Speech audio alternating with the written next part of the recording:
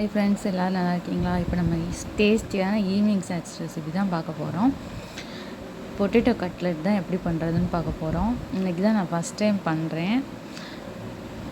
நானே கொஞ்சம் பயந்து தான் பண்ணேன், ஆனால் நல்லா வந்துருந்துச்சு. ஃபஸ்ட் டைம் ட்ரை பண்ணுவங்க நல்லா தாராளமாக பயம் இல்லாமல் ட்ரை பண்ணலாம். அதுக்கு 3 உருளைக்கிழங்கு எடுத்து நான் ஆல்ரெடி வேக வச்சு வச்சுருந்தேன். அதை தோலை உரித்து நல்லா இந்த மாதிரி மேஷ் பண்ணிக்கணும். நல்லா மேஷ் பண்ணிட்டு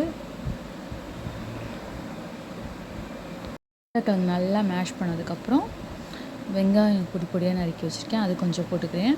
ஒரு கொஞ்சமாக பச்சை மிளகா குட்டியாக நறுக்கி வச்சுருக்கேன், அதையும் போட்டுக்கிறேன். ஒரு அரை பச்சை மிளகா, 1/4 ஸ்பூன் மஞ்சள் தூள், 1/4 ஸ்பூன் சில்லி பவுடர், தேவையான அளவு உப்பு போட்டு 1/4 ஸ்பூன் கரம் மசாலா, 1/4 ஸ்பூன் ஜீரகத்தூள், 1/4 ஸ்பூன் மிளகுத்தூள், அப்புறம் ஒரு அரை ஸ்பூன் மட்டும் இஞ்சி பூண்டு பேஸ்ட் சேர்த்துருக்கேன். கொஞ்சமாக கொத்தமல்லி இலை சேர்த்துருக்கேன். 2 ஸ்பூன் கூட இல்லை, ஒரு 1.5 ஸ்பூன் கார்ன்ஃப்ளவர் சேர்த்துக்கோங்க. சேர்த்துட்டு அவ்வளோதான். நல்லா கை வச்சு நல்லா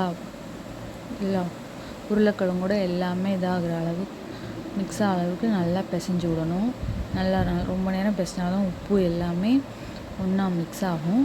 பிசைஞ்சிட்டு கொஞ்சமாக மாவு எடுத்து கையில் உருண்டை பிடிச்சிட்டு அதை அப்படியே லைட்டாக ஷேப் மாதிரி எடுத்து வச்சுட்டு நான் பிரெட் க்ரம்ஸ் எடுத்து வச்சுருக்கேன்.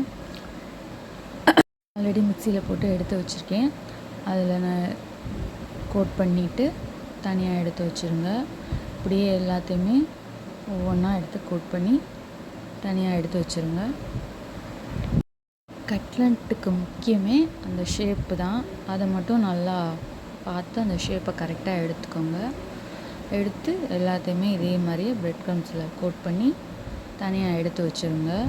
எடுத்து வச்சு ரெடி ஆனதுக்கப்புறமா இப்போ அடுப்பை ஆன் பண்ணி ஆயில் கொஞ்சம் ஊற்றி சுட வச்சுக்குவோம். ஆல்ரெடி நான் வச்சுருக்கேன். இப்போ எல்லாமே எடுத்து ரெடி பண்ணி வச்சுட்டேன்.